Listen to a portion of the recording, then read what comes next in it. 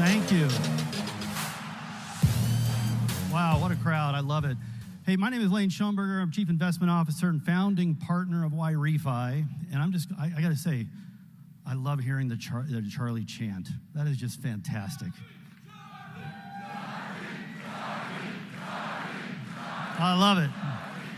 I love it. You know, I'm thrilled to be here tonight, and you know, I see this empty chair, and it does something to me. I know it does something to you.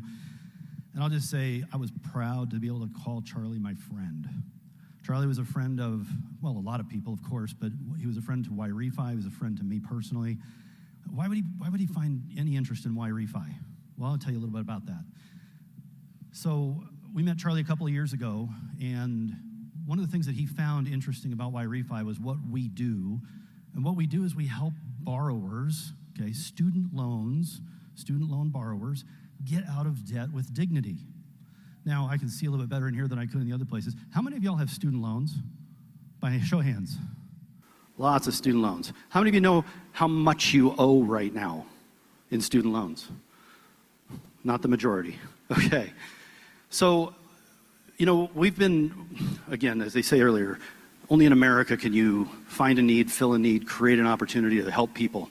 And I'll tell you right now, as you mature through your life and you graduate and you find your path, that's what you're going to do. You're going to go out there and you're going to figure it out. Okay, that's what we did at YRefi.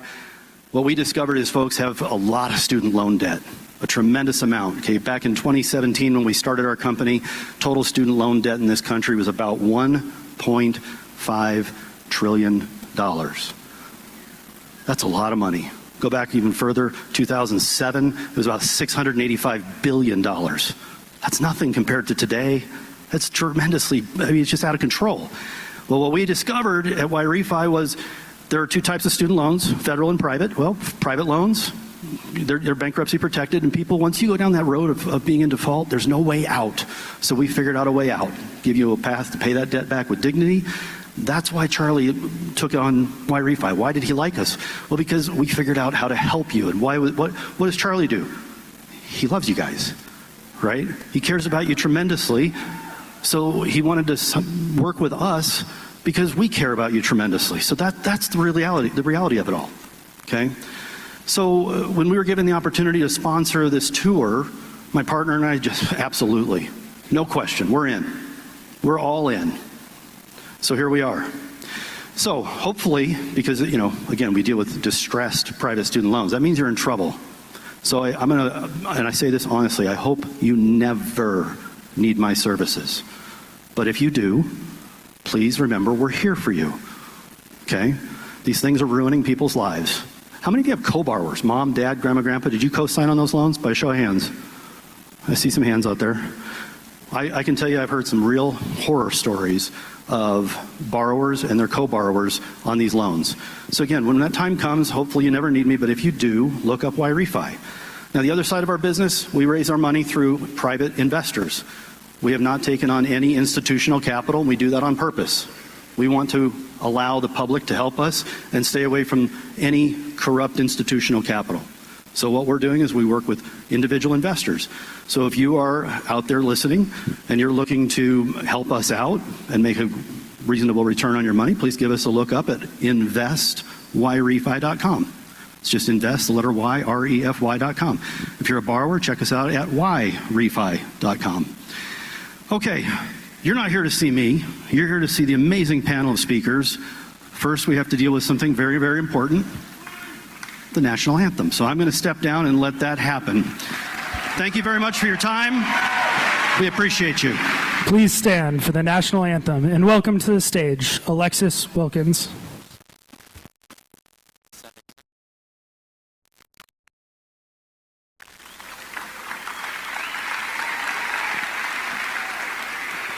Hi, everyone. Please feel free to sing with me. Oh, say, can you see by the dawn's early light what so proudly we hailed and at the twilight's last gleaming, whose broad stripes and bright stars through the perilous fight o'er the ramparts we watched were so gallantly streaming, and the rockets' red glare, the bombs bursting in air, gave proof through the night that our flag was still there. Oh, say does that star-spangled banner yet wave o'er the land of the free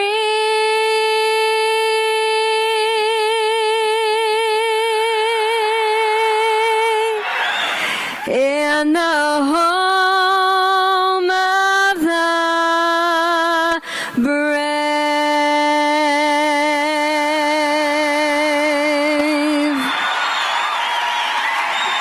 Thank you all so much.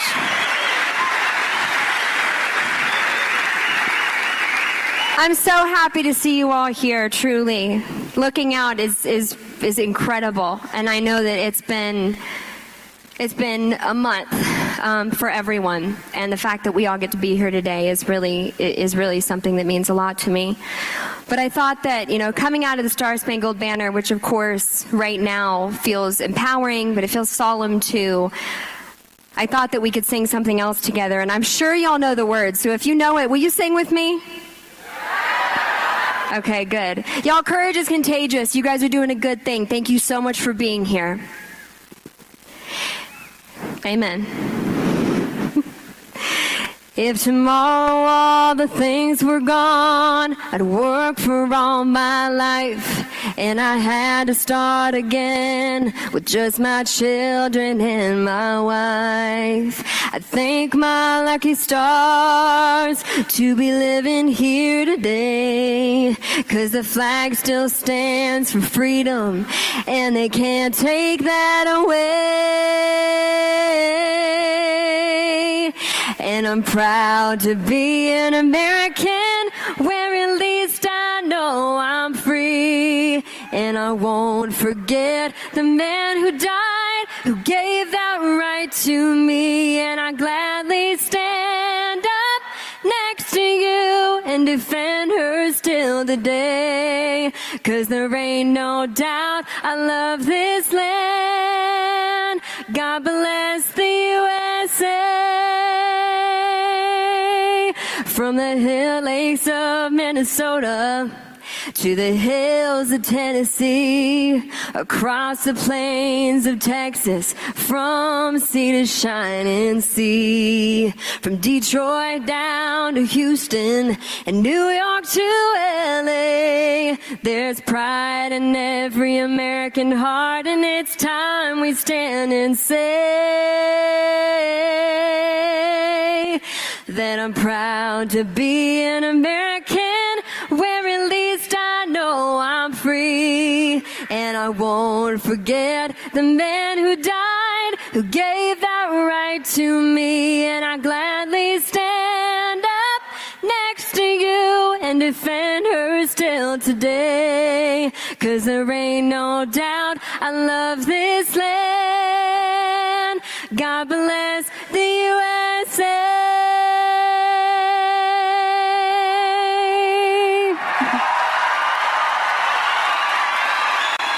Y'all sound so good. We got work to do. We will not be deterred. We will carry forward this mission. God bless y'all. God bless America. God bless Charlie Kirk. Thank you guys so much.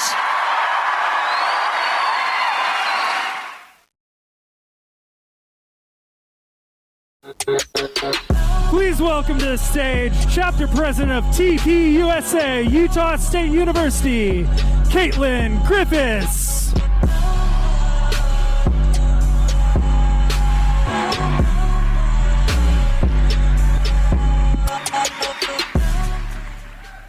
Good evening, everybody. Wow, this is such an amazing event, such an amazing turnout, you guys. Thank you all for coming out here tonight. Our chapter has just been absolutely blown away by the response from the community for this event. So many people have been so kind to us and so amazing. We'd like to thank the security and law enforcement here with us tonight, not only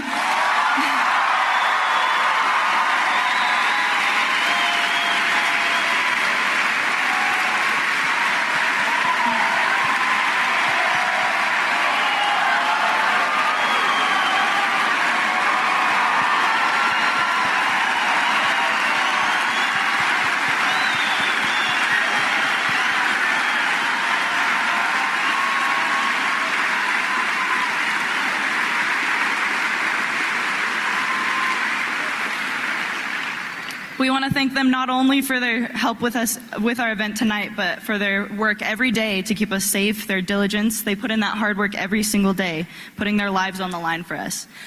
I could not continue this without thanking a couple more really important people to our chapter. I want to thank Paige and Ashley.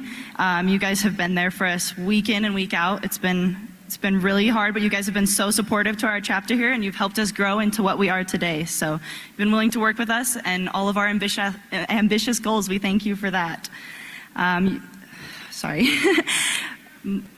Most of all, thanks to Turning Point USA for supporting our chapter and for giving us the resources to pull off an event of this amazing size.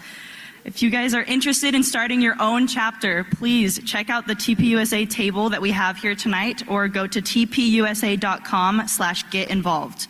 We would love to help you guys get plugged into this organization. Finally, we encourage you to attend our biggest event of the year, America Fest, this December in Phoenix, Arizona.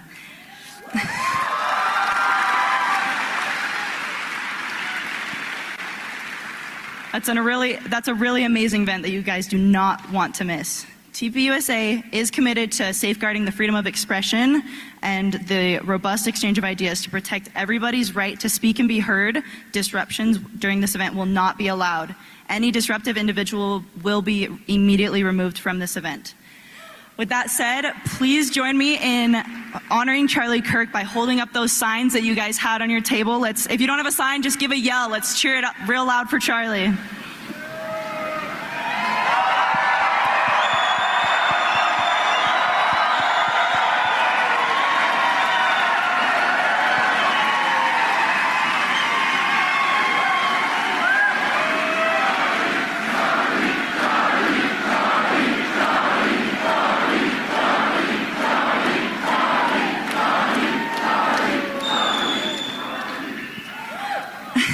Thank you guys so much. We'll get started in just a minute.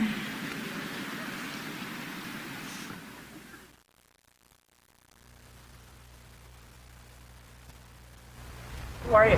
My name is Charlie Kirk, and I love America. Why are you here? Because I love talking with people I disagree with. What have you done for your country? Started an organization that's now on 1,000+ campuses to save the greatest culture and country ever to exist. Our family's divided.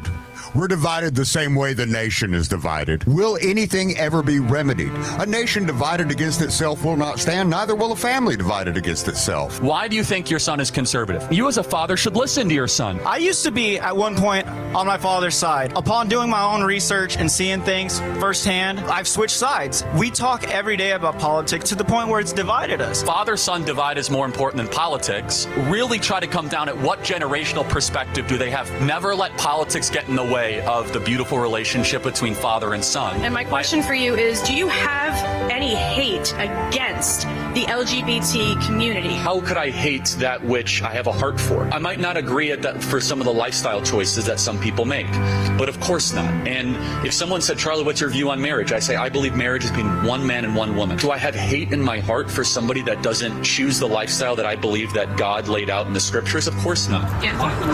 What else is before?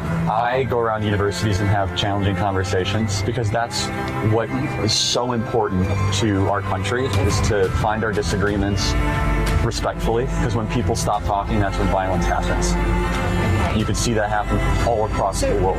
What made it a change from that view? Well, because I love talking to people I disagree with. When people stop talking, that's when you get violence. That's when civil war happens. Because you start to think the other side is so evil and they lose their humanity. First, I just want to say I don't agree with you on a lot of stuff, but I really respect, and I think you don't agree with me on a lot of stuff, but I really respect that you'll have a dialogue. I think one of the big problems in this country right now is, like, people can't have a dialogue, and people, like, don't even know how to, like, have a dialogue and use logic and, like, have an actual argument like you do. So how do we improve that as a country? How do you think we get more people that can argue like on both sides of the aisle? And I think this event is a great example of it, right? I think that this event is, we need to have differing opinions. We need to have people that don't share the same worldview and see which one is better and try to find common bond. You should have your own discussions like this every day. You should try to model it and try to have, back and forth, and that's what makes the country strong and great. Civil dialogue. Alex Clark is one of our most amazing team members.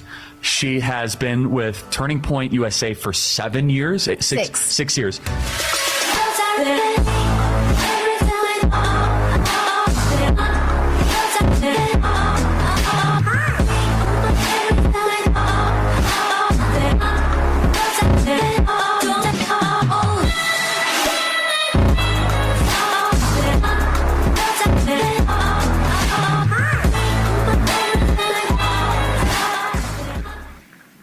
I was supposed to do this event with Charlie. And I saw a video of a liberal student that goes to school here. She was on campus. She was being interviewed about what she thought of the event right before I came up. And she said that she was actually really mad that we were all showing up. She said that TPUSA's presence was putting lives in danger, that we were putting lives at risk. Sweetheart, I think you're confused. The bullets only ever go one way. You're safer with us than we are with you.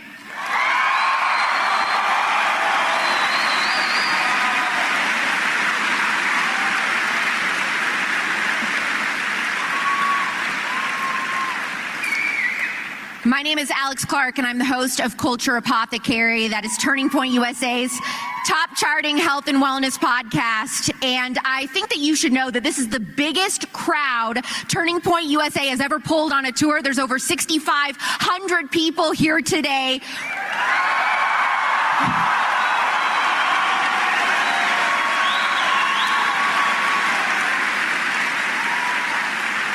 We are witnessing the most powerful conservative youth movement in the history of America.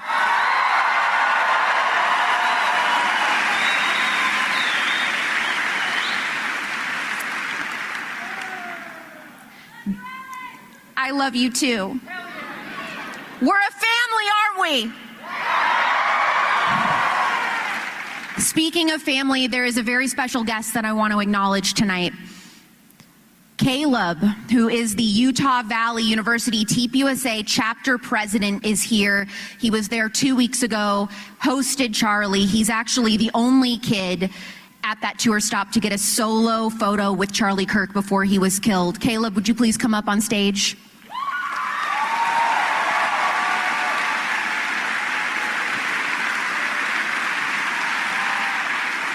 Charlie would be so proud of you for being here.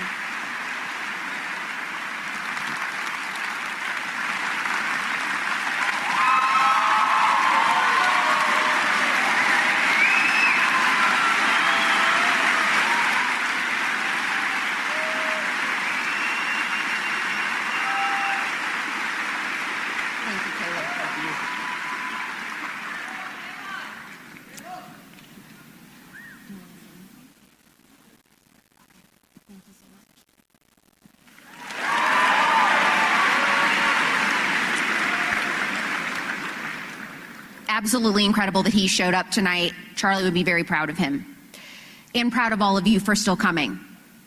I was hired by Charlie in 2019, but it wasn't until I gave a speech in 2023 at our Young Women's Conference where I was railing on hormonal birth control, talking about how predatory the fertility industry was and the dangers that daycare can have on childhood attachment, that Charlie said, I had no idea that Alex Clark was so based. She's insane. I love it.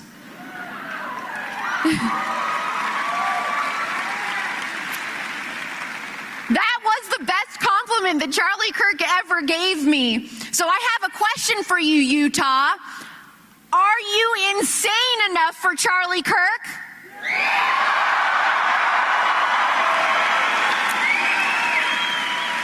Are you based enough? If you were expecting a funeral, if you came to mourn the death of America, the death of masculinity and femininity, of faith, of truth, then you are at the wrong event. It is not over. It is not even close.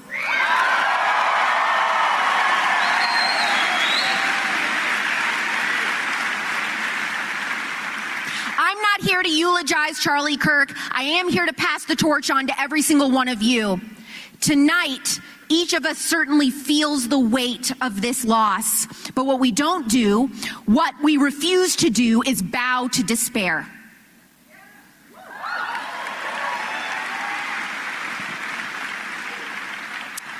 Charlie Kirk did not spend his too short 31 years on this earth building a global movement so that it could all fall apart and we could cry over its ashes. He was building something that would outlast him. And no one knows that better than his wife and our new CEO, Erica Kirk.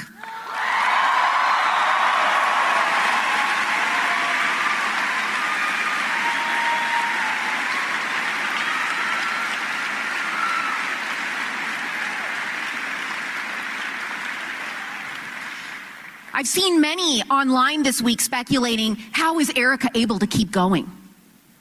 How is she able to smile amidst hosting the Charlie Kirk Show? Let me tell you why. It is because Erica Kirk has a supernatural peace and strength that God gives to his children that surpasses all peace, all understanding. That is why.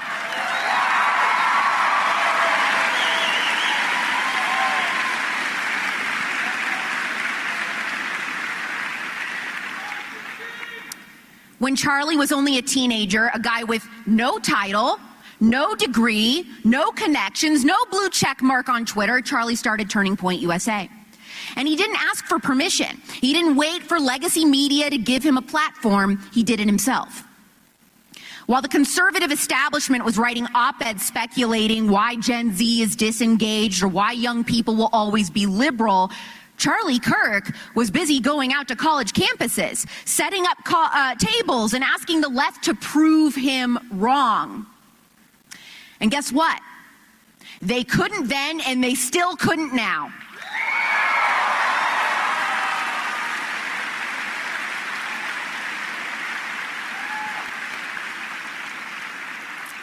Eventually, young people started to take notice. And at first, Charlie was an interesting curiosity. Next, he was a celebrity. And then they saw him as a hero. And now, finally, he will live on as a martyr. Evil thought that it could silence him, but evil forgot something. Martyrs don't disappear, they multiply.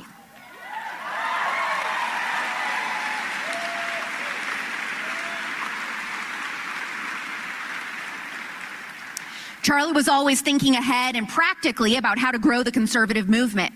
He knew the right couldn't just speak to young men, we had to reach young women too. If conservatives couldn't speak to the millions of girls who care about pop culture and fashion and relationships and health and wellness, then it was going to hit a dead end. Charlie and I agreed on this, and he was the only one who understood my urgency without hesitation. Most importantly, he listened. He asked what I thought about what was resonating with undecided female voters and young women.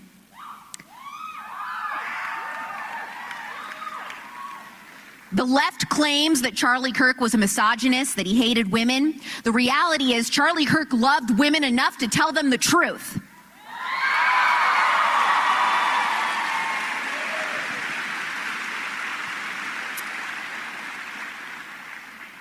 Throughout the last several years, when I pitched my ideas, Charlie replied by saying, let's go flip culture upside down.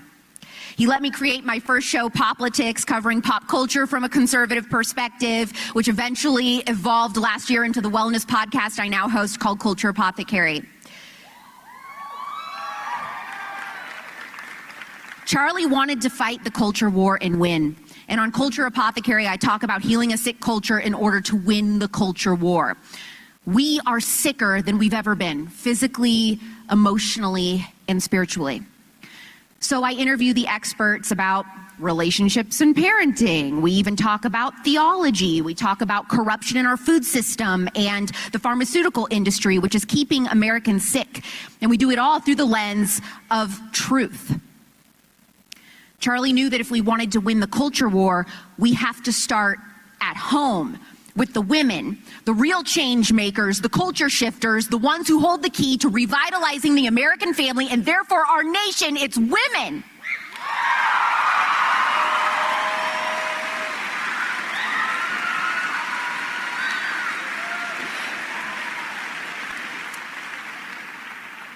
I told Charlie that MAHA, Make America Healthy Again, was the way to reach the young moms. I told him women may not all exactly agree on your gun stance or immigration, but they did agree on one thing, and that is that America was sick, that our children are on a downward health spiral that cannot be ignored.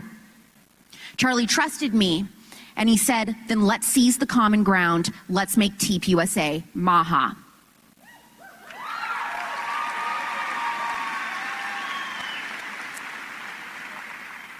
That choice may very well have altered American history because it was Charlie Kirk who called and urged Bobby Kennedy to join forces with President Trump.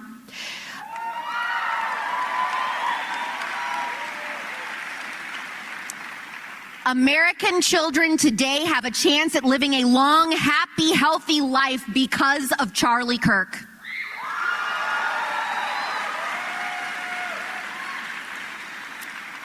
And now it's on all of us to heal a sick culture, not just Charlie, not just me. The fix is not going to come by seeking useless compromises with the people who have poisoned us. It won't come through comfort and sitting idly by, tweeting from the sidelines. It will come through courage.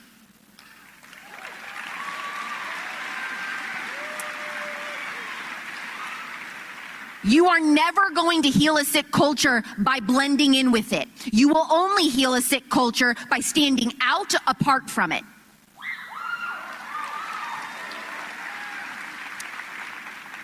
And I don't know what each of your stories are, but I do know this. Each of you came here tonight for a reason.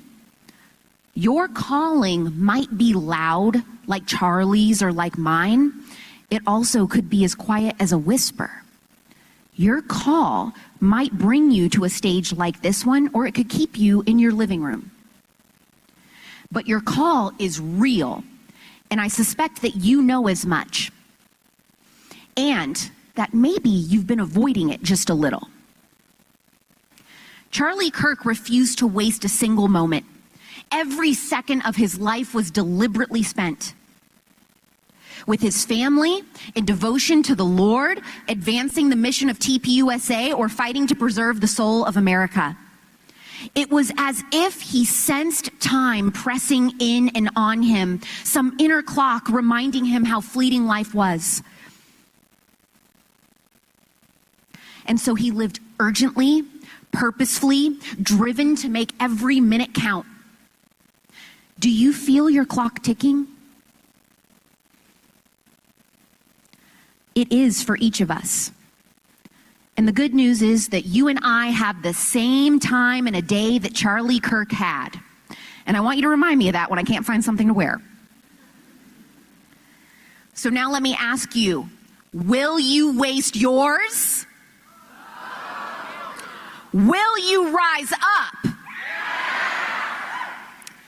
Ever since Charlie was taken from us, this nagging thought has been there.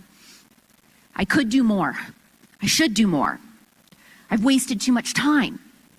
And I'm willing to bet that those same thoughts have entered your minds as well. All of us could have done more in the past. We have an opportunity now to do more in the future. The lesson of Charlie's life is that one person fully surrendered to God and fully fearless in the face of the wider culture can change the course of history.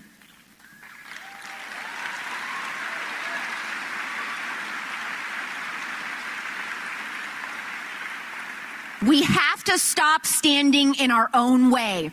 Are you insane enough? Are you based enough? Be honest about what it is that's stopping you. If you are addicted to ultra-processed food that is slowly killing your body and mind and keeping you from having the force of energy that you need to take back this country, now is the time to quit.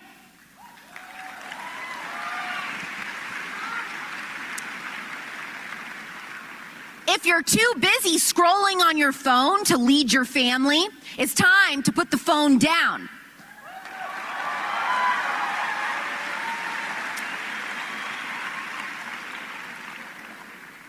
If you have been stagnating in a long-term relationship without a proposal,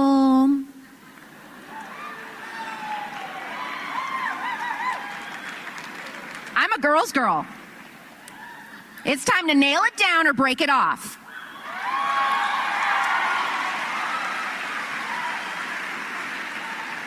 If your idea of pursuing a woman is with a snap streak,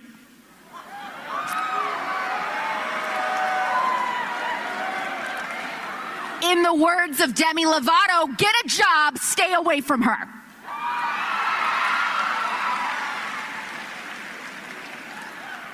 No more coasting like life will last forever, because as we learned a couple weeks ago, it won't.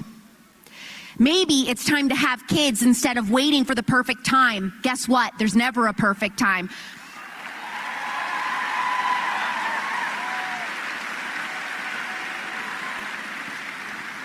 You will never have the perfect house for kids. You will never make enough money. As Charlie liked to say, have more kids than you can afford.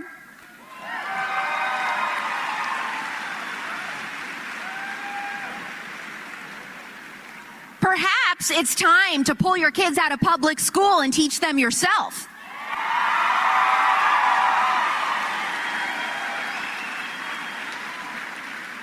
Time to stop believing Satan's lies that you are unqualified, because there's no one more qualified to teach your child than you.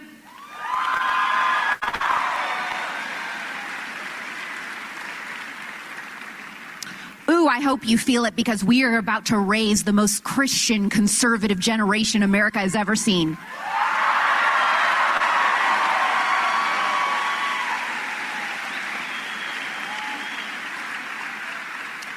And it will be in honor of Charlie.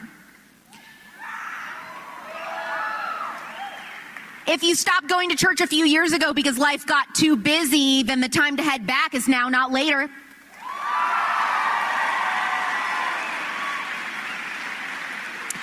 If you've never stepped foot in a true Bible-believing church, I can help you find one. If you're already going to church, ask yourself, when was the last time you shared the gospel with a non-believer? Do you know how?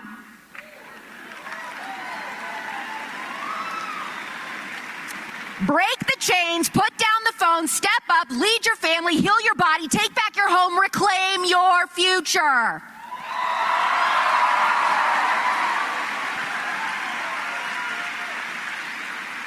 Ooh, I'm not done. Let's get convicted up in here.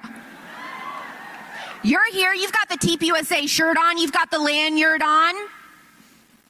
You've posted about being here tonight on Instagram, but have you taken the next step? Have you started a chapter? Have you joined one that already exists? Have you prepared to door knock with Turning Point Action ahead of the midterms? Are you plugged in with a Turning Point Education homeschool co-op near you? Imagine a nation where children grow up fearless and faithful, where fathers lead with courage and not passivity, where mothers prioritize the home, where truth is spoken without apology.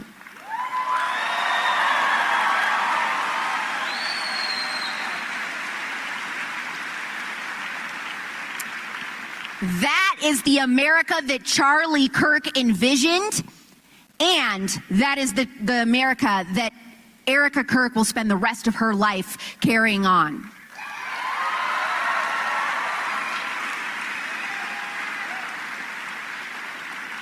And not because Erica ever planned to, not because she wanted to, but because she has been called. You are being called. Are you listening and paying attention to what it is you are being called to do? Are you ready at a moment's notice to say, yes, God, here I am, when he says, go?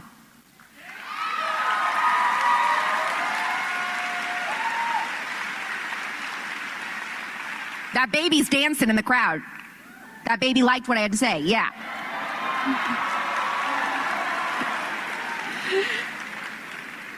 If you have been afraid of being judged by your sorority, of being judged by other parents in dance class, by being judged by your coworkers, even your own family, if you are more afraid about being liked than standing with the truth, repent.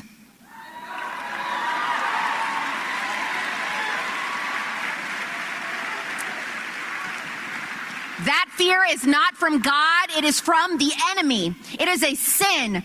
God does not call those who are qualified, he qualifies those whom he calls.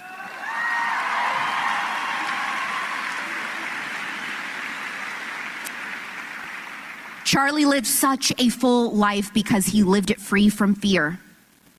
He placed his total trust in God to fill in the rest. That courage let him do and say the things that others wouldn't. He talked fearlessly about abortion. He talked about saving yourself for marriage. He talked about Islam coming for the West.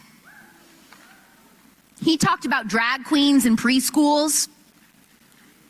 He simultaneously loved Israel and believed that we should be free to criticize their government. No more, no less.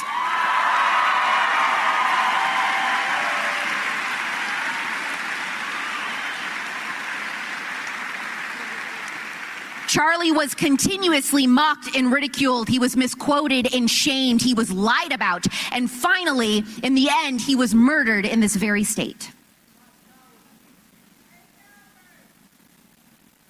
There will never be another person like Charlie Kirk.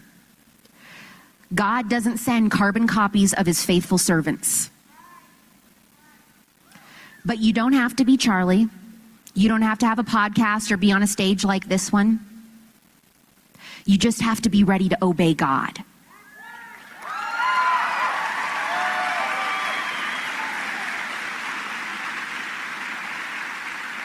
Repent from the sin that is controlling your life. Join that church group. Delete that toxic app. Propose to that girl. Have that baby. Be a mother. Be a father. Live with holiness and lead with conviction.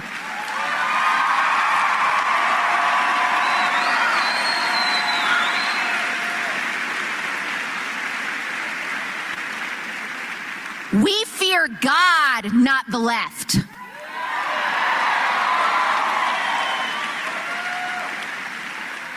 You are called, you are needed, you are chosen. Charlie Kirk lit a fire, and now it's in your hands. Charlie wanted me and all of us to be absolutely tenacious and insane in the best way, to be unbelievably based. If you're not making the mob angry, you're not standing for anything important.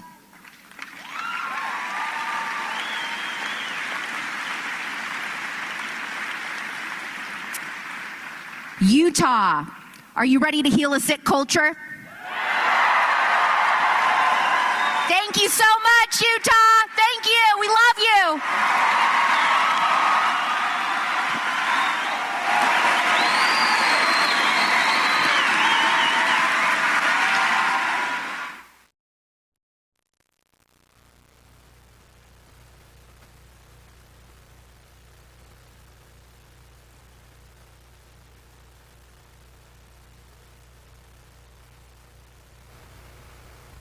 Hi, I'm Mike Lee.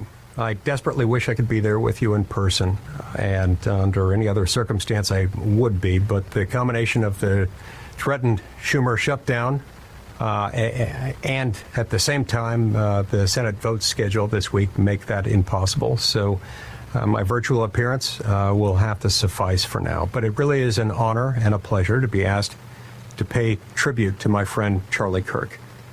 And when I say friend there, I genuinely mean it. I've known Charlie since he was a teenager.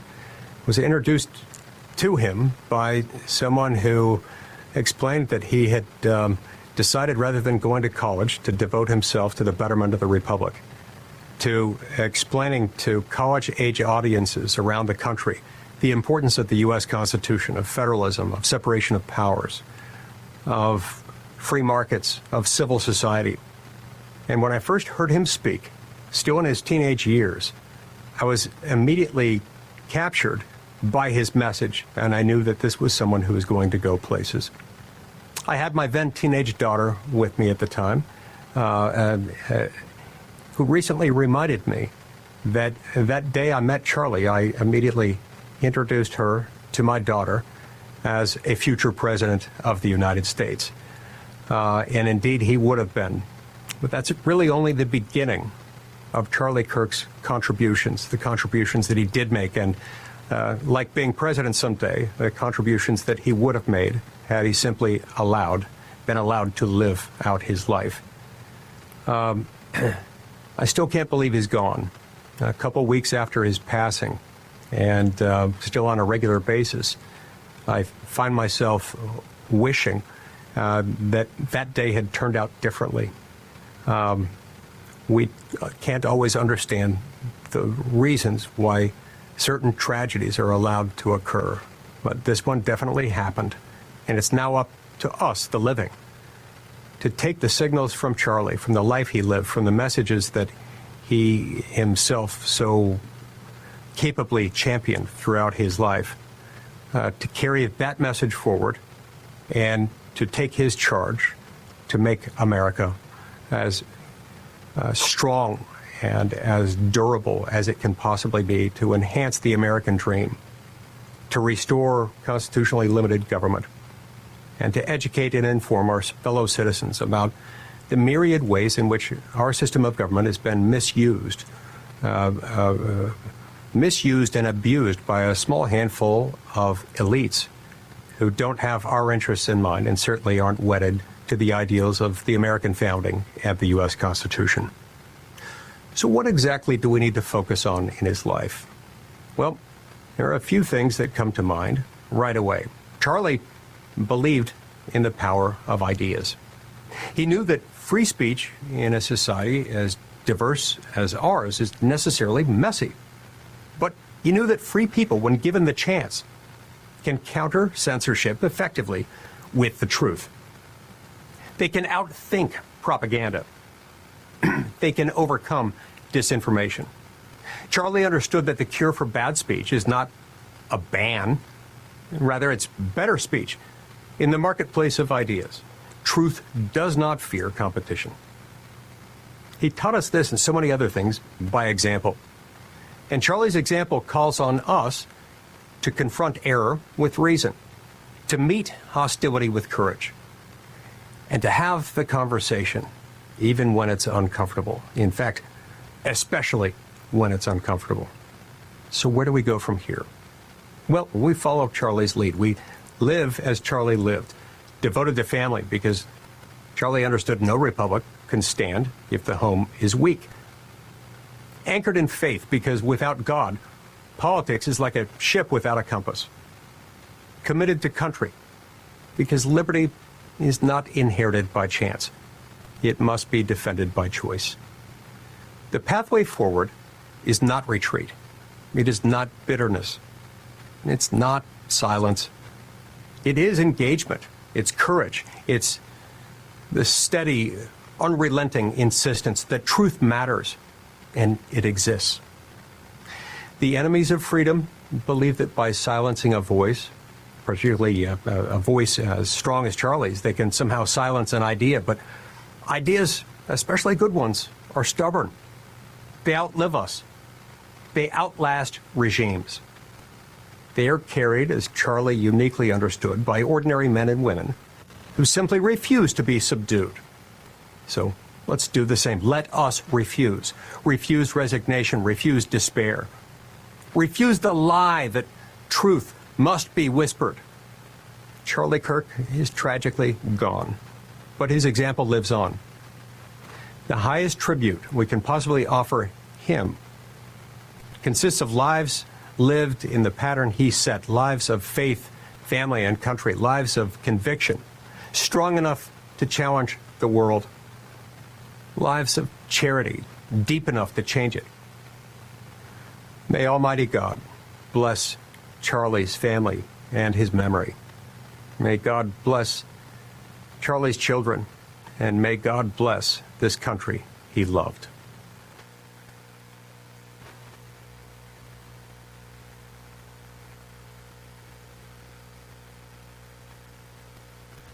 Please welcome Governor Spencer Cox, Representative Andy Biggs, and the Honorable Jason Chaffetz.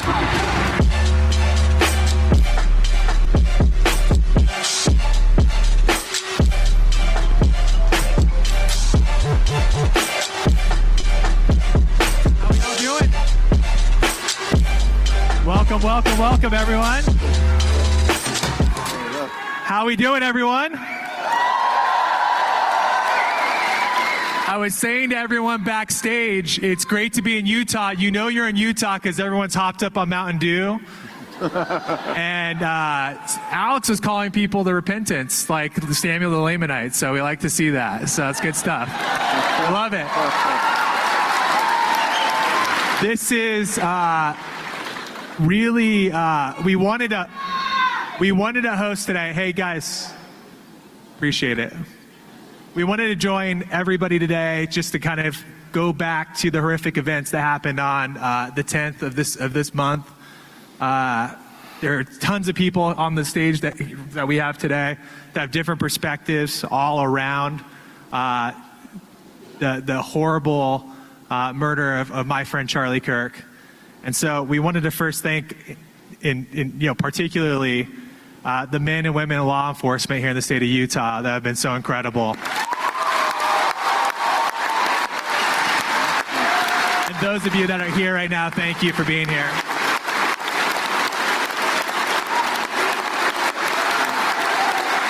God bless our police.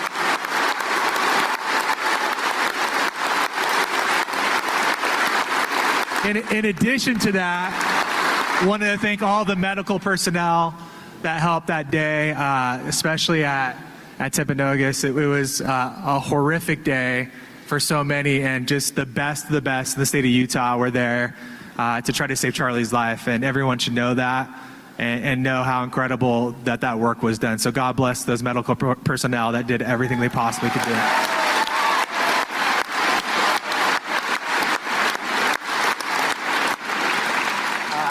Lastly, I wanted to recognize who was at UVU on the day of. If you wouldn't mind standing up, because we just God bless each and every one of you, especially those students.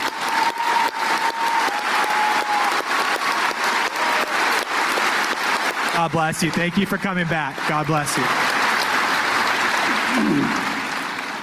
So I wanted to start today just by going back and kind of taking us through. Obviously, we have 3 different perspectives from the tragedy that happened. I want to start with kind of what happened, and Jason was there that day with his kids. And so, how are you holding up? How are you doing? It's tough. It's really tough. First of all, the United States of America is the greatest country on the face of the planet.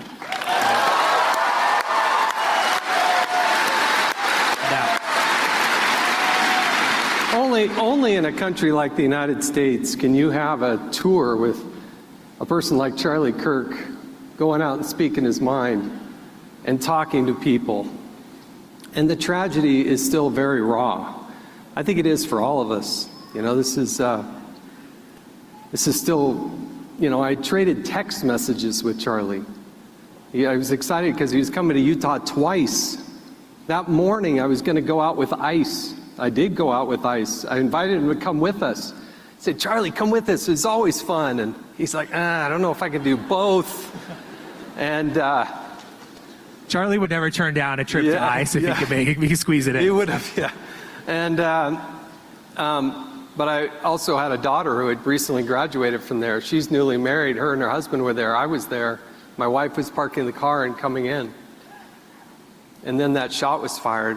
and I was watching Charlie. I saw it. I saw him fall back into his left. And it was scary because you didn't know if there was going to be more shots fired. You know, you see some of these shootings and you didn't know if that was the end. So my family, there were 4 of us there, but there were 3,000 people there that lived through that terror and that trauma. And that should never happen here. We have a lot of us, not all of us, but we have a lot of us that are members of the Church of Jesus Christ of Latter-day Saints.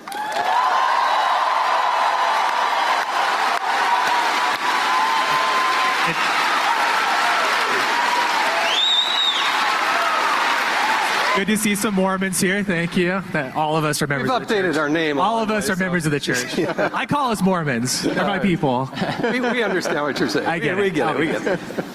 We're all members of the church. Well, we had an unimaginable scene just on Sunday in Michigan. I guess what I learned from this, though, is the heroism and the resiliency.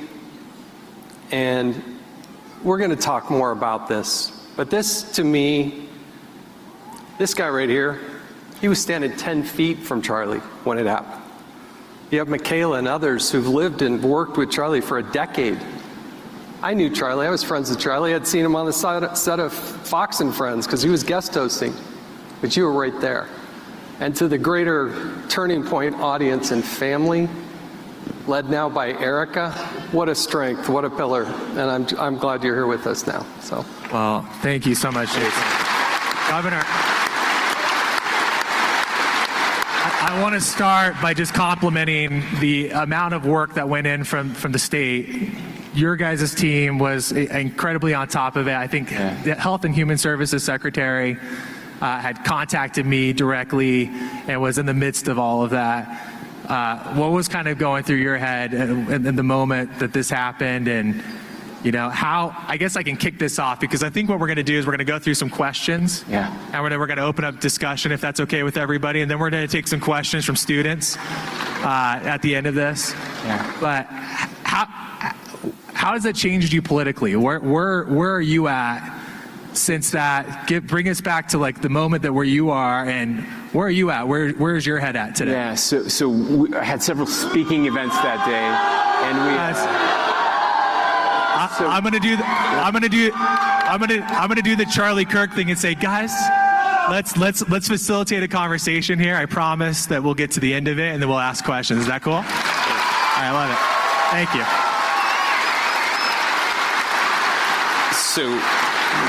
By the way, this is the most Turning Point thing ever to have Fox News, Governor Cox, and Andy Biggs, the former Freedom Caucus chair, all together on a stage. Sure. That's the most Turning Point-esque thing ever. So let's appreciate that.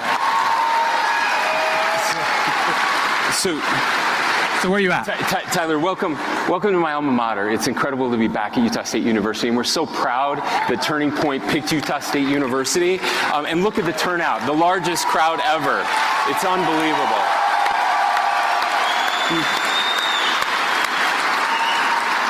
These are my Aggies, and Aggies are special. Look, so that day I had several speaking engagements, and I was back at the Capitol when my assistant came in, and she pulled me out and she said, we need you immediately. That's never a good sign when you're the governor. And I walked out, and there was a captain in our Highway Patrol, and he said, there's been a shooting at Utah Valley University, and Charlie Kirk has been shot. And even as the words are coming in, I'm having a hard time processing them. I said, that can't be. And I said, are you sure? Because sometimes when these things happen, there's a fog of war and you get bad information, right? And so somebody handed me their phone and the video was already there. And I wished I hadn't seen that video. I can't unsee it. I know that's true for so many of you, and especially those of you who were there. And immediately, 30 seconds later, there was a call from the White House, and it was from the Situation Room. It was Marco Rubio. He was there. The Secretary of State was there for something else. I've known Marco for years. We're friends. And he said, hey, what is happening? And I said, Marco, nobody can tell us exactly what's happening. So then it's just, it's go mode. You get everybody together. And we were just trying to figure out which hospital was he at? What's the latest? And we were in constant communication. I spoke to the president, to President Trump, less than an hour later. And we kept getting the information back, and it was looking worse and worse and worse. My first thought was just, please don't die. Like, please, just we gotta keep him alive. And then I knew about Charlie's wife. I knew he had 2 little kids, and that's the humanity of all of this, right? And I think it changed all of us, because what I realized very quickly is this was an attack on Charlie Kirk because of his political beliefs, and we knew that. And it was a political assassination, and people were afraid to say that. We should not be afraid to call things what they are. That's what it was. The second thing that mattered was we have to find the person responsible, and we have to hold them accountable, and we will do that, because I know our law enforcement here in Utah, and they are the best in the world. There was no way that this person was going to get away with it, and they came through. The third part, though, was this was more than just an attack on Charlie Kirk. This was an attack on free speech. It was an attack on America. It was an attack on American ideals. It was treasonous. It was, we have not had a high-profile assassination like this in my lifetime. I'm 50 years old, so it's been 55 years since we've had anything like this. And the weight of that sitting on all of us. And the fourth thing I knew is that Utahns weren't going to riot. They weren't going to start cars on fire. They weren't going to respond with violence. Isn't that interesting? Because that's who we are. Isn't that interesting? I'm going to get into that question in a second, but I mean, when's the last time you saw a left-wing speaker have to cancel their event on campus? When was the last time you saw, riots that came out of a left-wing just meltdown? We saw the Summer of Love, right? That happened in 2020 with everything. Our side did what? Turned to prayer. Everyone here, I think, that we saw across the state of Utah turned to prayer, and we saw that immediately. And that's a huge credit to every single person that's a citizen here. Andy,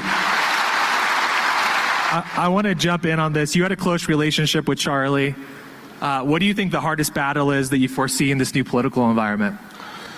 The country appears to be so chasmically divided. That's really part of our problem. I mean, we tried to have a prayer on an oral prayer on the floor of the House, and the Democrats shouted us down. Can you imagine that? Ever?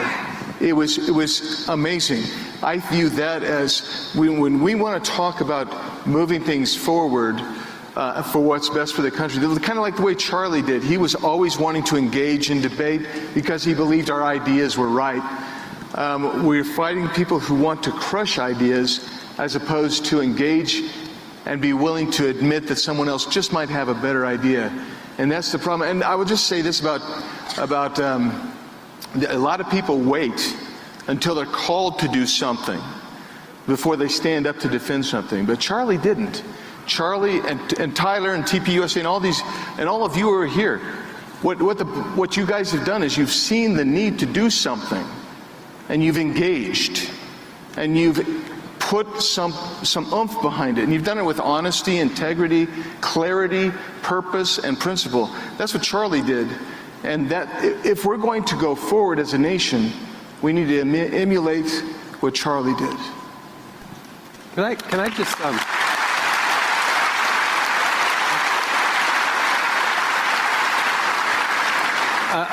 I haven't really shared this story, but I'd like to really quick, because it's not about me, okay? But every once in a while, and this is not a regular occurrence, but I have the opportunity to interact with President Trump. And that night of the shooting, at like 11:30 p.m., the president called. And now, normally when President Trump calls you, and again, it doesn't happen very often, he'll say, Hello, Jason. This is your favorite president, Donald Trump. True. Yeah. True story. When he wasn't president, he'd say, hello, Jason. This is your favorite former president, Donald Trump. And then he went back to, hey, Jason, this is your... He didn't do that this time. He called and he said, how you doing? I've seen you on TV, and this is hard, isn't it? And we had about a 15-minute discussion. Now, this is about the most amazing president you could ever possibly imagine. And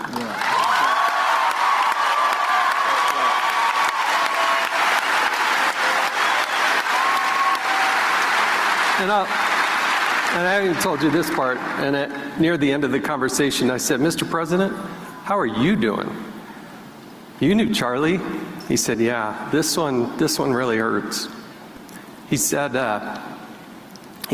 I don't know that I would be the President of the United States without Charlie Kirk. That's true. I really don't know.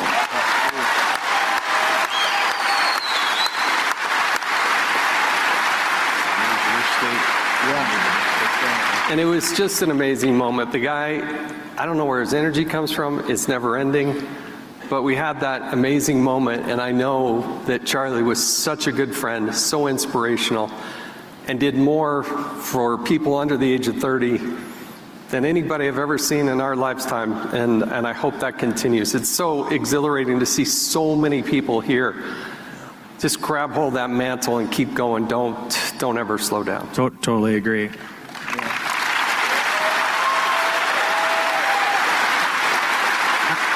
I want to get into some of the tough questions. And this is kind of, I'll open this up, but, I'll start with over in that corner here, since we just went with Jason. How do you both view the violent pockets of politically and religiously charged violence like Antifa and the group that what we just saw happen in Michigan this week, that have taken advantage of soft Christians, softer approaches with members of the church, and really the soft Utah approach that has enabled some people that are mentally ill? What's the viewpoint on that? I don't know who wants to take that first. Go ahead.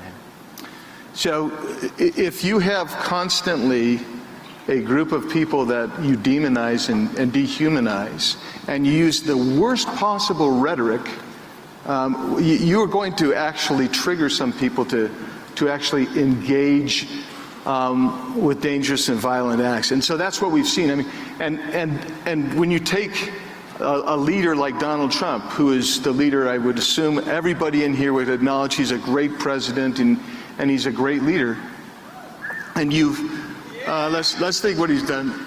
Let's see, multiple impeachments, investigations. The FBI went after him before he was actually sworn in, and they came up with a Russian hoax, and the FBI did that with Clapper and Brennan. And when you see this kind of demonization that way, first of all, you kill trust in your government. And if you can't trust your government, all of a sudden, trust in your fellow man gets a little bit weaker. And the rhetoric continues to go strong. I get back to what I was saying about Congress.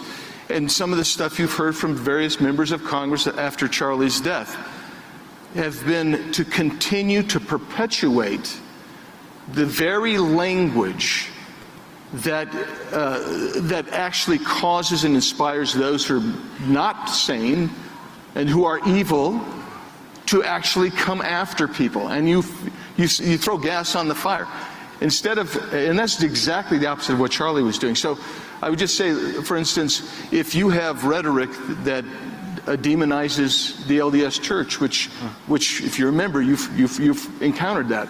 We had some of that this week. We saw a lot of it this week. Much of it. And it takes some... And really this whole month. I mean, this has been a rough month for That's right. a lot of members of the church for between the death of President Nelson, and we have the Michigan issue, and then obviously Charlie's assassination. Yeah, all of this here in Utah. It's crazy. This attack on us, it's going to trigger somebody who may not have been rational, who decided he hated Mormons, and we were somehow demonic. And there are people who think we are demonic. That kind of rhetoric has got to end. And it's largely, as Alex said, it's coming from one side. And we have got to make sure that, that as we fight the fight, that we call that out and say, no more. And Governor, that's my follow-up question here. So you've said some things that there's been some inflammatory rhetoric on both sides, and that you've coined the "disagree better" slogan. Yeah. Is that really a both sides issue, or what's your opinion? No, so I want to add to what Andy said here, because I think that's really important. One of the TPUSA staffers back there said this isn't just about left and right. It's about good and evil, right, up and down, and that piece really matters to me. And I think that's what we're talking about here. Look, there is a thread here.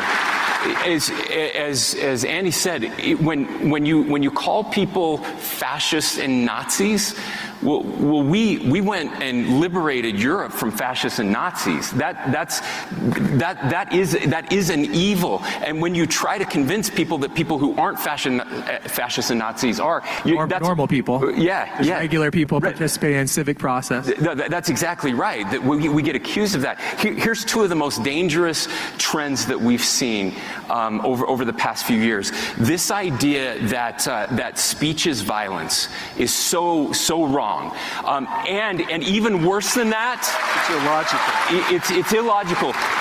But it goes a step worse than that, because then they think, well, then violence is speech. And when you see everything through a lens of oppressor and oppressed, which again is so dangerous, because it allows you to justify things that you would never otherwise do. And you think that then because someone said something that you don't like, that's violence towards me, which then justifies me being violent towards this person for speaking. And that's exactly what happened in this case. And that is a destructive mind virus in our society today. So do you think, I'll let Jason hop in here. Yeah, go ahead. So do you believe it is a both sides issue? Look. Okay. No, the answer to that is no. The answer, that mindset that I just told you is only coming from one side. That mindset is only coming from one side. That idea that speech is violence and violence is speech, that is not coming from the right. It is not coming from the right at all. We've only seen it come from the left, I think, predominantly. That's what Andy said. Yeah. No, that's what I was trying to say. This is not a both sidesism. I think there's a deeper problem here, and it's and I had to learn this myself, unfortunately, the hard way recently, and it's nihilism. I didn't even know what nihilism was. Nihilism is this idea and this belief that you don't believe in anything. You don't believe in God. You don't believe in any sort of roots. You don't believe that there are morals. You don't believe that there is a good and bad. It's good and evil. You don't believe in any of that. So if you look at it and kind of study it, and then you start to understand that for hundreds of years, this has been an issue. There are people that may have grown up in a conservative, idyllic household or neighborhood. Think of southern Utah. Think of Washington County. Is there a more, I mean, it's as beautiful as anything. Think of Gilbert, Arizona. Gilbert, Arizona. There you go. That's it. All right? Yeah. But it's... I love Arizona. But this nihilism takes root. And suddenly people don't believe that in anything. They don't have any roots in anything. They don't believe in God. They don't believe in these things. And we've seen it here. Yeah. I mean, we've seen it here. I mean, we saw Drag Queen Story Hour in Provo. Yeah. No. I mean, we saw it not that long ago. We saw, again, I know we don't like BYU here, right? Yeah, I love it. Anytime we can get a boo for BYU, and I love it. So it's a great thing. You went to BYU. Did you go to BYU? I was the place kicker at BYU on the football team. So that's not the point. I'm not too worried about it. I'm teasing. We soundly beat Utah State at the time. It's okay. Sorry. Kicked a lot of extra points here. But we saw, again, that image of the Y being painted trans colors. Right? Like that. I mean, that was an image that was like pretty jarring for those that are from Utah to see that, like, all around you have some of that evil that's just seeping in throughout the state. And I guess that's kind of like brings me to like some of those questions is, is there a culture shift that's needing to occur, particularly after the events that have transpired over the last few weeks, that Utah needs to shift gears here a little bit? And how do we go about that? So, Go ahead, Jason. Go ahead. Because there's been a soft approach in the state of Utah that has opened the door to the nihilism that you're talking about. Yeah, no, I think one of the lessons and things that is being taught by Charlie Kirk is that it's okay to talk about faith. It's okay to talk about religion. It's okay to talk about love of country. It used to be in politics not too long ago that the whole idea was, hey, you should really kind of separate the two. And now you've got this younger generation understanding, no, we don't have to separate the two. We can be sound, and we can give our message, and we can wear our faith proudly on our sleeves. And I think that is a healthy thing for a younger generation that is looking for roots, they're looking for cause, they're looking for affirmation. And Charlie Kirk, in many ways, gave a lot of us that have been involved in politics permission to go that extra step. I think it's only healthy for America. So, can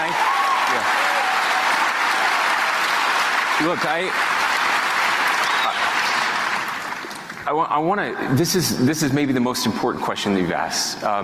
Look, to the last question you asked, and I want to make sure I answer it correctly. There are violent people on the far right. It happens, and to say that that's not true would be a lie, because it has happened. Okay. Now, listen. But this piece really matters.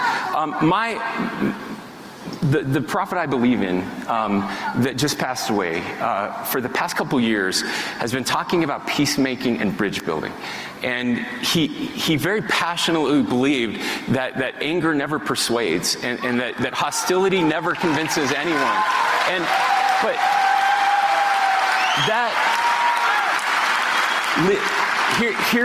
here's the connection I want to make. That is not soft. Peacemaking is not soft. It's the hardest thing you can do. And that's what Charlie understood. And this matters because there is a rift in our party. Charlie wanted to go in and he wanted to engage. And people that he talked to, people who were very different than him, people that disagreed with him, you saw those videos just now. He treated them with respect, he treated them with love, and he treated them with dignity. That's right. And that is not soft. But there are people in our party who don't want us to do what Charlie did. Right. They just want to call each other names or not engage at all. And we can't fall prey to that. So, that can't be us. As a follow-up, that opens up a really interesting question for me. And this is a little bit of a tricky question, so I don't want to put anyone on the spot if you don't feel comfortable. We're going to let Andy answer it. Yeah, Andy can answer it. The Arizona. You brought up the church. Is it time for the church to take mental illness a little bit more seriously instead of identifying with inclusion politics? Is that, and the community as a whole, when I say church, I mean the community as a whole, particularly in Utah.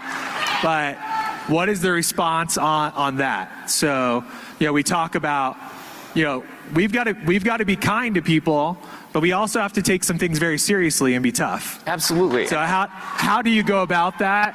And just quick fire, what are some of the thoughts that you have that kind of go down the line with that? Yeah, look, one of the things I want to be careful to do, the other thing my church teaches is that we all have agency and everybody is responsible for their own decisions. And look, the person who committed this horrific crime, that person is responsible for their decision. Not the church, not Utah, not someone else. That person is responsible. And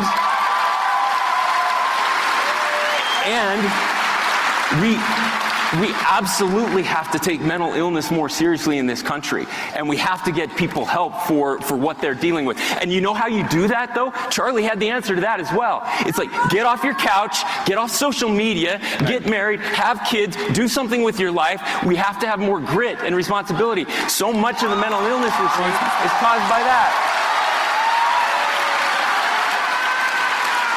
Andy? Yeah, Yeah, I'll be very brief. Charlie said you got to come to Christ, honor our Judeo-Christian ethic. Now, that doesn't mean you aren't honest. You have to be honest and call balls and strikes the way they are. And when you call balls and strikes the way they are, you can do it with respect and dignity. But I will tell you this, if you don't call balls and strikes, if you aren't honest, if you aren't speaking with clarity, purpose, and principle, you are deceiving yourself, and you're deceiving the person that you're having the conversation with. You have to be straightforward, and you're going to find that there are points of agreement many times. But there are times where you're not going to have agreement, and you do not have to give up your principles for that. You just say, this is where we disagree. Do you think, as a follow-up to that, do you think that there's a space in which this inclusionary type politics has gone too far, where it's made the mistake of giving up on your moral compass, or the things that need to be fixed, that need to be addressed, the balls and strikes that need to be called? Yeah, because here's the way it works. If I say what I think about something, all of a sudden there is no logical rhetoric going on. It's an immediate, and this happened to me the other day. You're a racist. You're a Nazi. You are a fascist. I'm walking down the halls of Congress. The guy's yelling at me, "You're a Nazi." I said, "Good morning to you." What? The issue is the other side will not hear our voice. If you want to see proof of that, watch any oversight committee hearing that we have, and you will see that that's the case. So here's my personal experience. Those that preach the most tolerance are the least tolerant among us. That's right. That's right. And you've got to find the right balance, but I worry that we're putting too much tolerance. You do not need a man with junk in a woman's bathroom. End of story.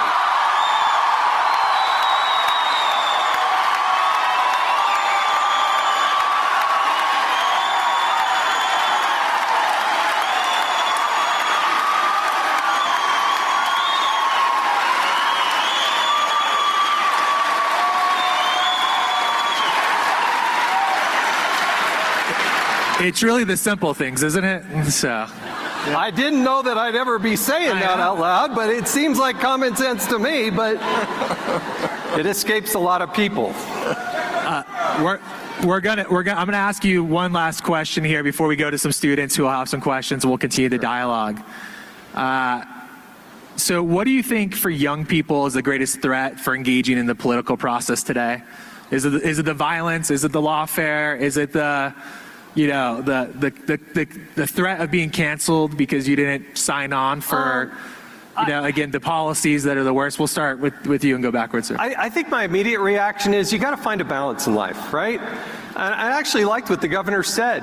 Get off your phone sometimes. Go out, feel that grass in between your toes. Go up in the mountains. Go visit us. Get off social media. Find the right balance. There's a place for technology. There's a place for social media. I'm on it, okay? But you got to find that balance. And if you don't find that right balance, then you get skewed and you start diving into all these rabbit holes and all these conspiracy theories that are just sometimes flat out nuts. So find that balance. That's my immediate reaction to it. Cool. Thank you, Jason. Yeah, in my estimation, the biggest threat to young people who want to live a valued life, a life with value, is that we live in a culture that doesn't value those values. They want to punish you. And what it is if you've ever watched a bunch of crabs in an aquarium, they always move in a herd, and if one breaks off to do on its own, they go chop off a leg and bring him back. And that's what happens if you want to be a righteous, good, honest person in our society today. So they'll try to cancel you. And if they can't cancel you, they'll try to humiliate you. And if they can't humiliate you, they will resort to physical attacks on you. That's what you face today. And Charlie's answer to that was, be courageous, live a life of value and meaning, get out, get married, have children, come to Christ, and do something meaningful with your life, because life is bigger than you.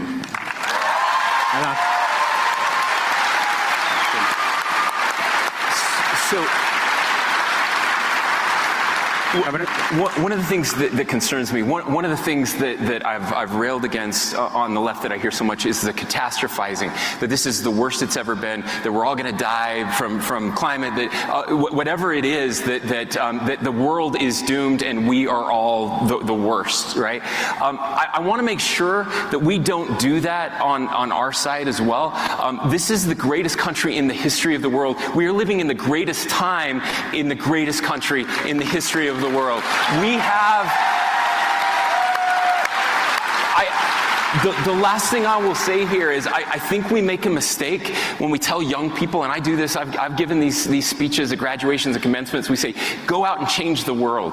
It's not good advice, because the truth is that most of us won't change the world. I mean, Charlie Kirk's a rarity, and I'm grateful that there are people like that, but most of us, that will not happen. So what I've started doing is telling people, don't try to change the world, go out and change your community, change your neighborhood. That's how we make a difference, and ultimately that is how we change the world. It's engaging one-on-one with the people who are different than us. That's how we make a difference. Precinct by precinct. Get involved in the local community. And it's neighbor to neighbor. Yeah. Well, awesome. We're going to turn over to some questions from our students. So we'll start in order here, just over here to the right. If you can just say your name. Good evening, panel. And then who you're talking to. My name is Andrea, and my question goes out to Governor Cox. It's no secret that you and Charlie did not historically see eye to eye. There are multiple instances of Charlie calling you out for refusing to protect women's sports back in 2022, and even going so far as to say that you should be expelled from the Republican Party. Since Charlie's assassination at Utah Valley, you've seemed to change your tune about Charlie. How has Charlie Kirk's death personally impacted you? Yeah, thank you. So, you know what? I don't know that my tune about Charlie has changed. I've learned a lot from Charlie over the years. That might surprise you. And I would hope that Charlie's tune, if I had an opportunity to talk to him today, might have changed a little bit about me. We've had an opportunity to share here. You brought up one very important one, and I want to address it because I know how passionate Charlie was about this, and I know what a difficult decision that was for me at the time. So this was about men and women's sports, right? And I just want to be very clear. I never advocated for that. I never wanted that at all. What had happened was there was a lawsuit in Idaho where they had passed the first ban, and there was a judge had ruled, had put that ban on, had put a hold on that ban, so that in Idaho, boys could still play girls' sports after 2 years. What we tried to do in Utah was we knew that would happen if a judge would do the same thing here. So we came up with a new idea that would make a difference there, where you had to go before a commission, and if you were going to dominate women's sports or win, take away scholarships or anything like that, you wouldn't be allowed to play. The judge did exactly that. The judge took our ban, and that I had vetoed. It got overturned, and we worked together to fix it. And so I just want to be very clear. That's not what I wanted. And I know that the problem with social media is that that's all you hear, is that this is the governor who wanted boys to play women's sports. That is not what I ever wanted. I'm fully supportive of not doing that. By the way, to your point, we passed one of the first bathroom bills in the state. I signed that. We also...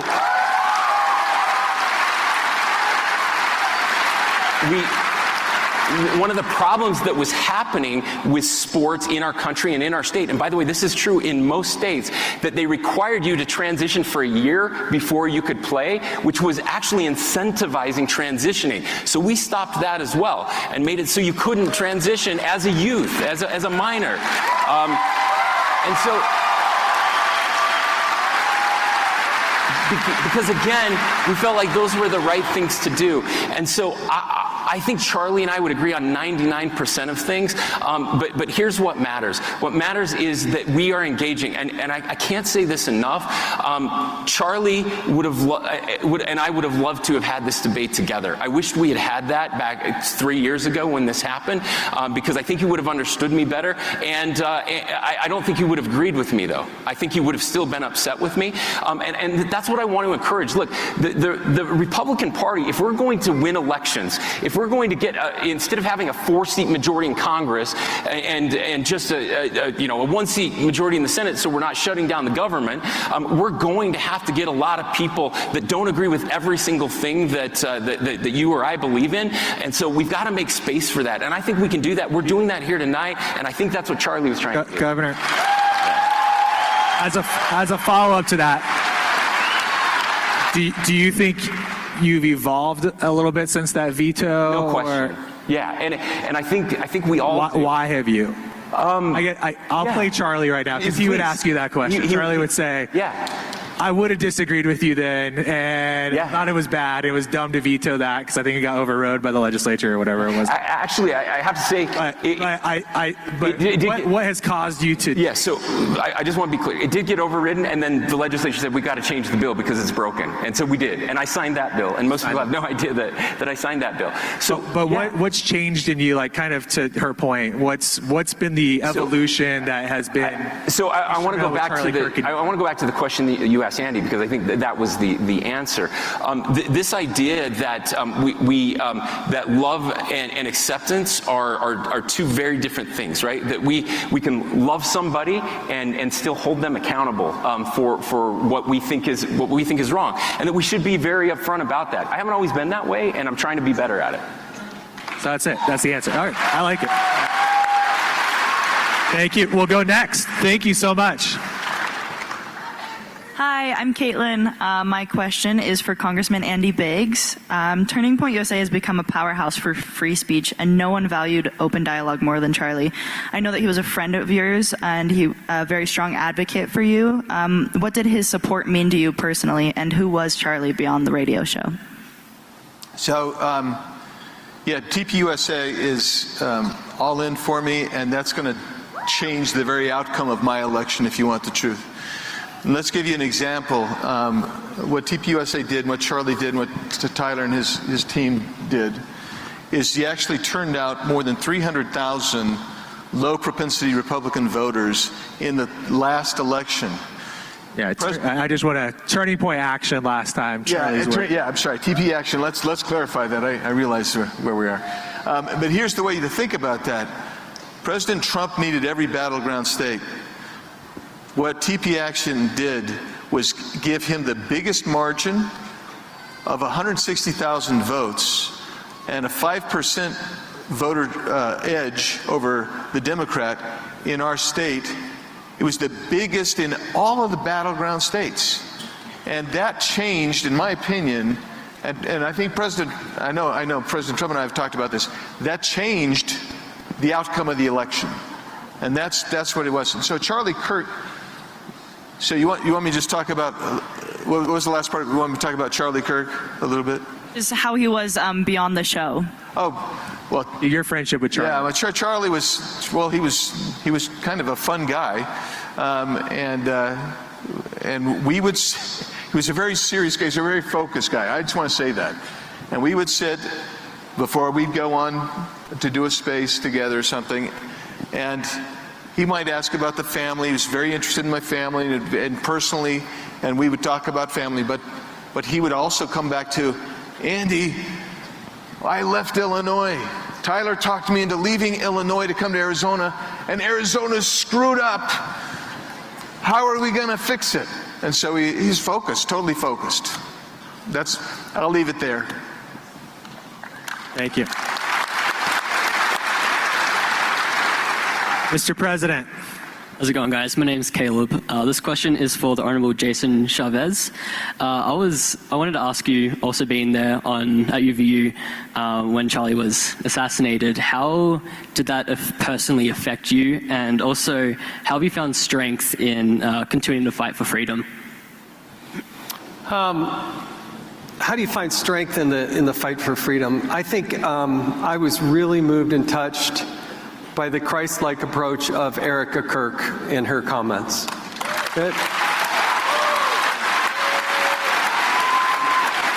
Yeah, everyone get a chance to watch. Every American should watch Erica's speech from last Sunday 10 times in a row. Incredible.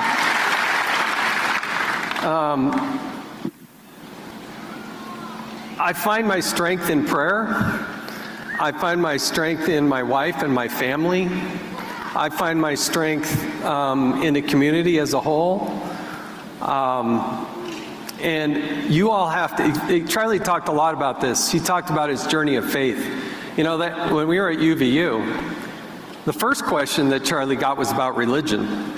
And they're trying to kind of catch him and trying to say something negative about the Church of Jesus Christ of Latter-day Saints, and he wouldn't take the bait. And he said, if you're trying to get me to say something negative, I'm not going to. I love people here. We're all on our journey of faith. And so whether it's you or whoever here or somebody who's not here, that's a lifelong journey. That's not something that just, oh yeah, I got it, I achieved it, I checked that box. So I get a lot of strength through the power of prayer. I get a lot of strength from my wife, my family, my kids. I love going out in nature. I love doing wildlife photography when I kind of want to clear my head. You got to all find, I think, that other thing in your life where you can just kind of be at peace, clear your head, get rid of all the stresses of being students, and just go out and find what you enjoy. Find a hobby, do those types of things. So I don't want to be preachy about it, but nobody should have to witness and go through what I went through, what my family and what those 3,000 people went through at UVU. I will never unsee that. I will always feel it.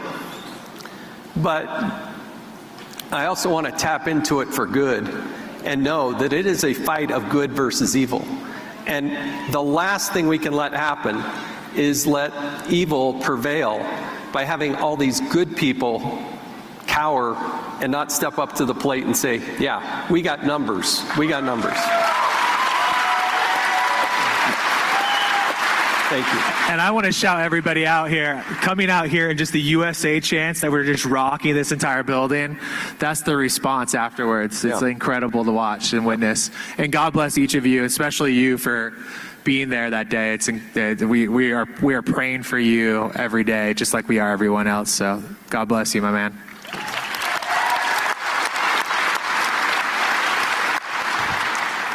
Okay, my name is John, and my question is for Spencer Cox. What role should the state or universities play in combating misinformation after tragic events?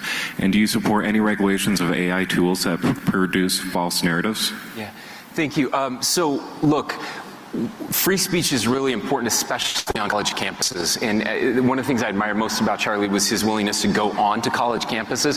I don't know that it's the role of a university to police information or misinformation, because the problem is who gets to decide what is misinformation? We've seen far too often that people tell us something's misinformation and then it turns out to be true later. So I don't like universities being able to do that. Now, when it comes to artificial intelligence, this is really critical. We're doing something in the state of Utah that it's not being done anywhere else. We have an AI policy lab where we work with companies that are implementing those policies. I do not want government to be involved in the creation of AI or limiting the innovation of AI. We are in an AI arms race with China and Russia right now, and we have to win that. And we need the best innovators in the world here in the United States working on AI. Now, when it comes to the tools that are being used, we have to be involved as a state. And we have to be very careful. But we can't control information or misinformation, but the way those are being used. So right now, for example, there are AI companies that are trying to do therapy with AI. We're going to regulate that. We want to be very careful. These AI chatbots, especially for kids, that I think are absolutely evil. And I think we have to hold these companies accountable that are putting them out. These sex bots for kids, I mean, it's disgusting. Terrible. So there is a role for the states to play, but again, we have to be very careful with who's controlling the information. If I look at you, you tell me what he said. Okay, yeah, I know it's hard to. Come on up. My name is Walker, and I have a question for Congressman Biggs. With increased polarization, what's your message to students who feel scared by political speech? How can we tangibly fight back without becoming violent? I missed that last part. What do we say? Just you have to. How can we tangibly fight back without becoming violent? Yeah. How can we fight back? How do we fight back against the political speech without becoming violent? So you have to know, first of all, you have to know what you believe. Okay, so you're not persuaded by somebody else's political speech. And then the next thing is you have to know enough so you can understand what they're saying. And then the third thing is, I talk to people honestly. I tell them what I think. I do it with clarity. I do it with purpose. I hold my principles strong. And sometimes they don't appreciate that.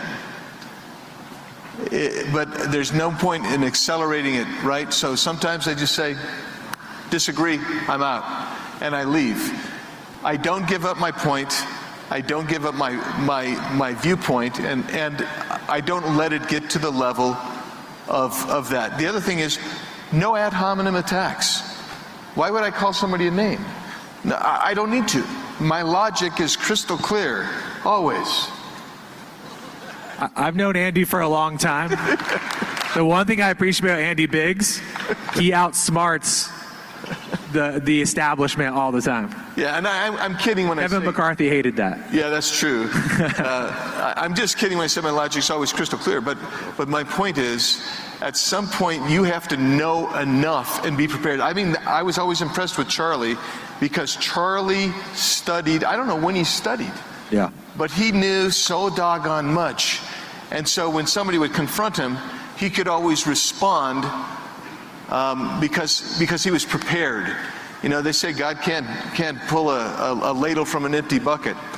So make sure your bucket's full of knowledge and also with respect. And that's how I avoid violence. The other thing is, if you know there's going to be violence, make sure that you're safe. Make sure your loved ones are safe, and quite frankly, and I see this because I'll just share this number with you. This will blow your mind. Last year there were more than 9,000 death threats against members of Congress, the highest ever. This year there will be more than 40,000. We're already over 30,000, and so you need to make sure that you're wary. And if someone is looking a little like they want to fight, there's no need to fight, because you're going to have to fight them with logic, and if they don't have logic in them, the battle's over. You've already won.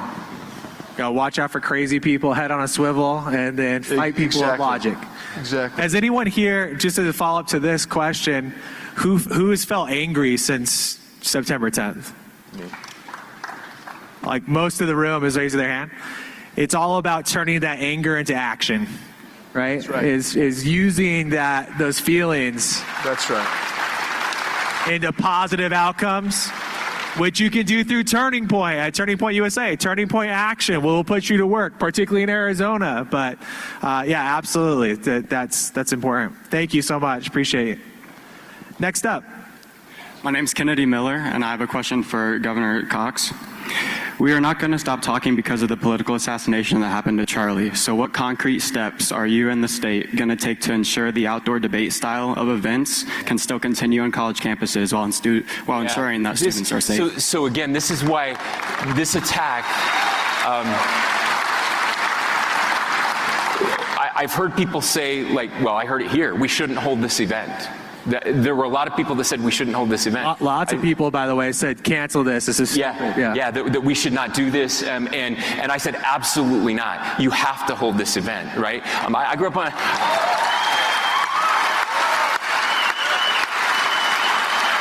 By the way, it would have been really easy for any of these guys here to say no to the call to be here, and so I appreciate everyone being here. Yeah, thanks. We're not wusses here, right? That's at least. This is why I say that attack was not just an attack on Charlie; it was an attack on all of us, because now we have to think differently than we thought before, and it makes it harder, right?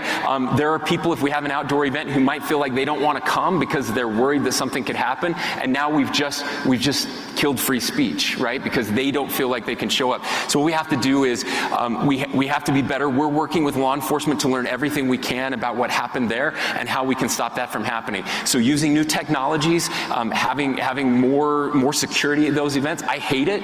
I hate that we have to go through security to get into things because it feels very un-American to me. But I also know that we need to protect not just the people who are on stage, but the people who are out in this audience tonight. So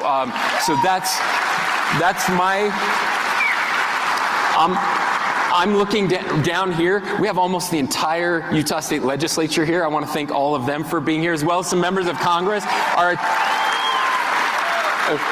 If you are a legislator, a member of Congress, I see our Attorney General. Will you please stand up so that people can see who we have here? And some of them are spread out in other areas because we didn't have enough seats. The Speaker of the House is here. Speaker Schultz is here. We've already been having these conversations, thank you, to make sure that we have enough funding for our universities so that we can hold these events. I mean, again, we'll be on roofs, we'll have drones. We're going to keep people safe so that we can keep doing this. We're not going to let the terrorists win. Thank you.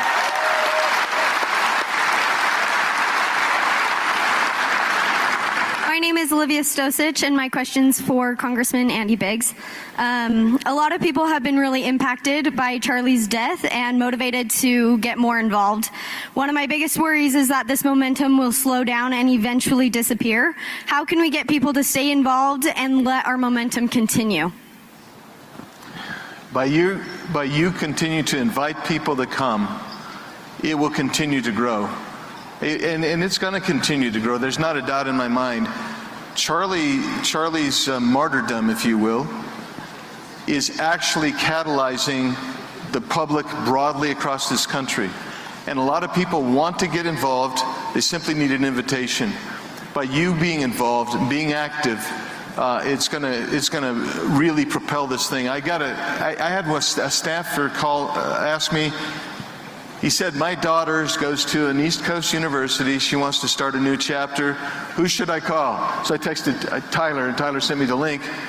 They had their first meeting, and this is a very liberal, left-leaning Mid-Atlantic University. I won't say what it is. But they had over 100 people at their first interest meeting. And that's what I mean about getting involved, staying involved, and opening your mouth and not being afraid to act, because your energy will help the energy keep flowing throughout the country. And this movement is not going to die. It's going to actually explode and just be, quite frankly, the most prolific political, cultural, social phenomenon that we have probably seen in 100 and some odd years in this country, and it'll change this nation. I want to add to that too. The Achilles heel to Saul Alinsky tactics and political violence and threats is truth, is spreading truth. So the more people organize and get organized and actually do the hard work on campus, in your groups, getting politically involved and active, the harder it is for the left to win. So it's important. Let's go next. Hi, my name's Ava Montague, and my question is for the Honorable Jason Chaffetz. There are so many stories like Tyler Robinson's. He came from a normal Christian family, then it seems that when he went off to college, he became drastically more indoctrinated. What practical steps do you plan to take, or do you think the government should take, when it comes to higher education not evolving into indoctrination camps? I think I heard most of that question. I think I heard most of that question. And first of all, thanks for being here. You know, it's you know, beautiful night in Utah, fall colors. I'm glad you're here. There is. I like what Margaret Thatcher said. She said, first you need to win the argument, then you can go win the votes.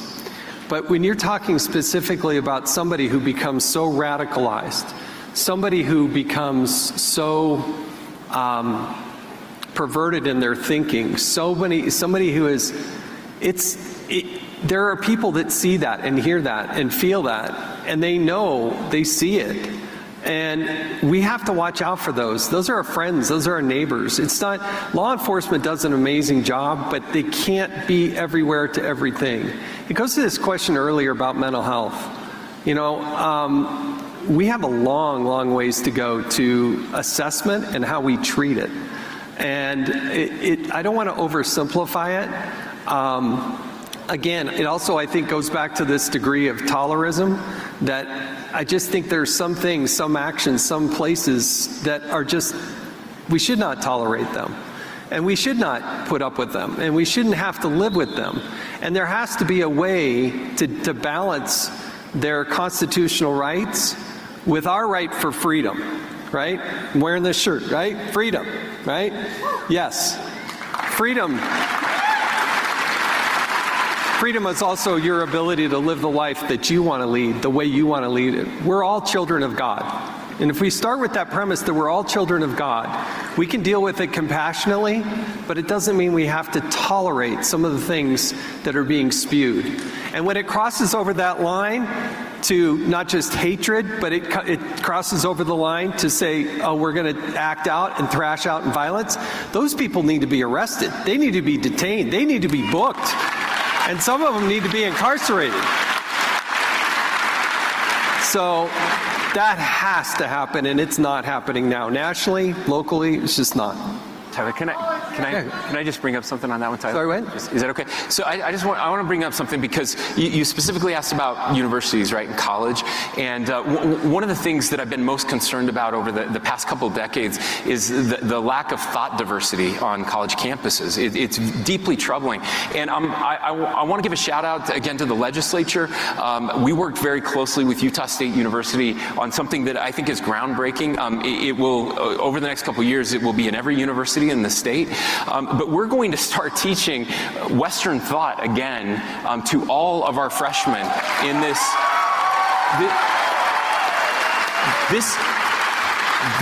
is not, I want to be very careful. This is not conservative thought. We're not trying to replace forcing liberal ideas on all of our students with conservative ideas. This is the founding of Western thought. These are the great books. This is Aristotle.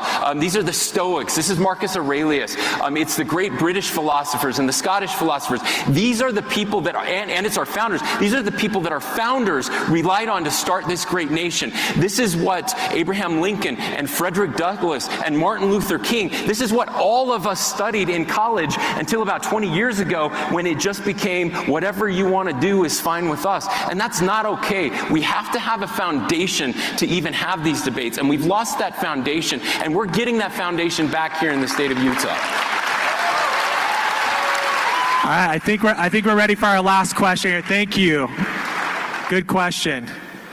All right, my name's Chris Jorgensen, and my question's for Governor Cox. But before I ask my question, my wife made me promise to say, over a year ago, when we were sending out our wedding invitations, we realized we had a bunch of extra stamps, a bunch of extra envelopes, and a bunch of extra invitations. So we sent one to the governor's mansion as a joke, and not knowing that we would get a very thoughtful reply from you, Governor Cox, saying that congratulations on our wedding. So I want to say thank you for that.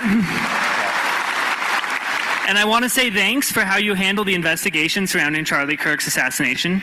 Tyler Robinson has been charged with aggravated murder. The state is seeking the death penalty. Why do you feel that capital punishment is appropriate and necessary in this case? So, first of all, good question. Thank you for getting married. Thank you.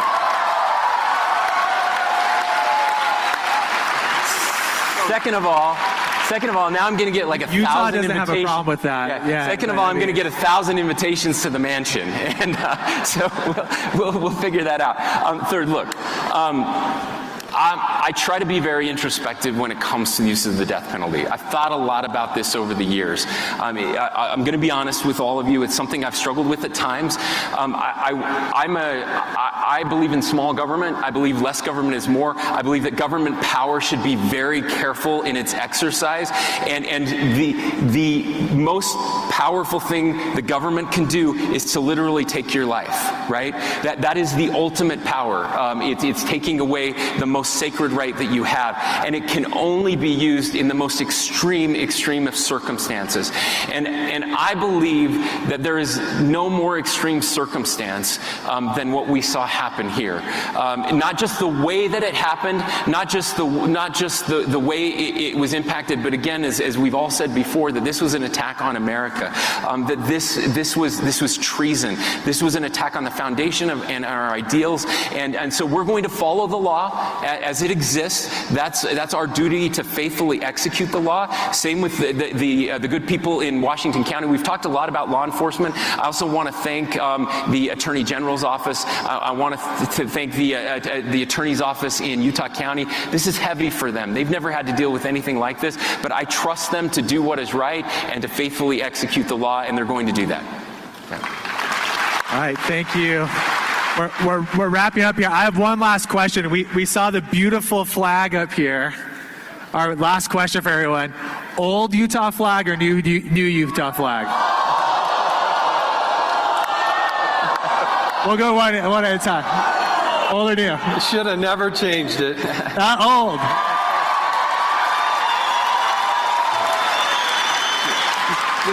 Just real quick. I was told I'm not allowed to come back to Utah if I don't ask this question. Utah has a governor's mansion? Yeah. Okay. Yeah. Arizona doesn't. I like the blue flag. Yeah, the most political answer ever. They're both great. No, look, the blue flag is really important. This is our history, and this is our heritage, and it always will be. Okay, last question. Utah or ASU this weekend? Oh, jeez. Wait, Utah or who? ASU. Oh. No, I'm going with if any team that's not playing BYU, I'm all about BYU. So as long as they're not playing BYU, I can root for the Utes. Yeah, no Utes. All right. Sun Devils. It's ASU. ASU. Yeah. I mean, go Aggies, but if it has to be, it's go Utes. Yeah. All right, everybody give it up. Thank you so much for coming out tonight. Give our panelists a warm round of applause.